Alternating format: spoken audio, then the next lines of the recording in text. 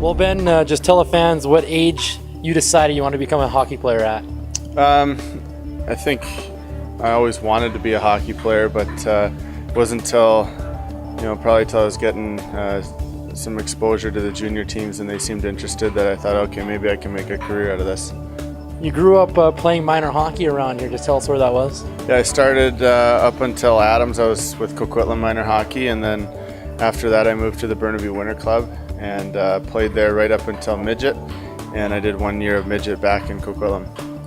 Was there a particular tournament you won or participated in back in those days that you're most proud of?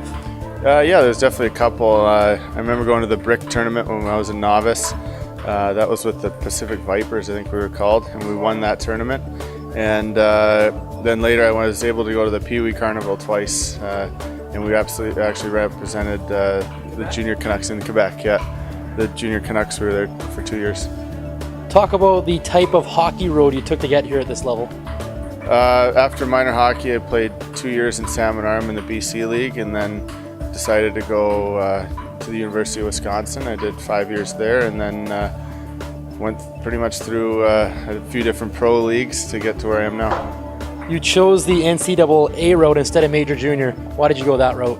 I didn't want to give up my eligibility to go to college right away.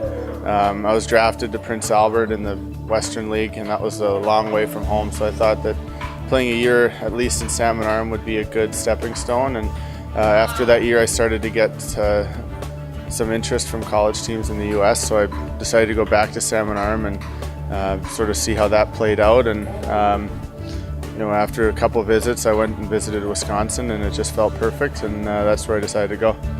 You mentioned you did play at the University of Wisconsin for 5 years, and that's a place Coach Ward was an assistant at just before you got there, and understand he actually recruited you out of the BCHL. Yeah, Wardo picked me up from the airport in Madison and then proceeded to just leave, left me hanging there. So I think he brought me into Abbotsford and Calgary maybe as a bit of repayment because I never got to work with him. You started in the ECHL with the Wheeling Nailers in 2010, 2011.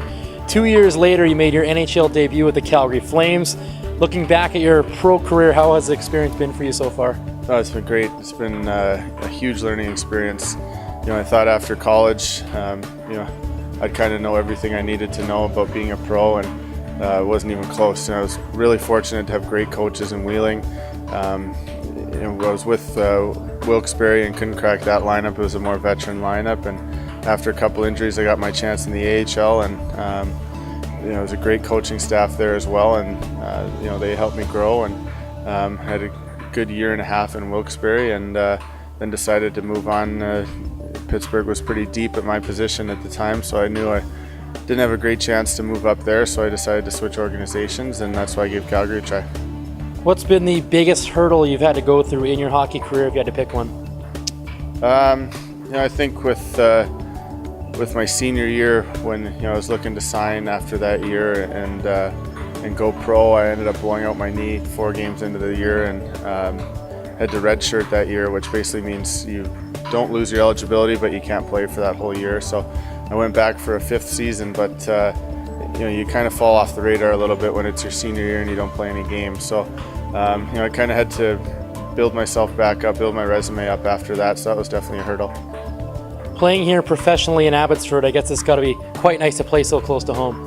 Yeah, it is. There's lots of friends that come to the games. My parents, I think, really enjoy it because they're able to come to just about every home game. And when we have days off, I'm able to whip into Coquitlam and have a home-cooked meal from Mom, so that's also really nice. And finally, Ben, what would your advice to kids be who went undrafted, just like you, but still want to chase that pro dream? Well, I think if they want to use me as an example, that's great. I wasn't drafted. I didn't sign an entry-level contract coming out of college, and I just worked my way up. But I think my advice would be you can get better every single day, and no matter how good you are at age 14, 15, 16, you can always get better. You can always catch the guys that are supposedly ahead of you, and as long as you just put in the work and you're willing to get better. This has been a Player Profile with Ben Street.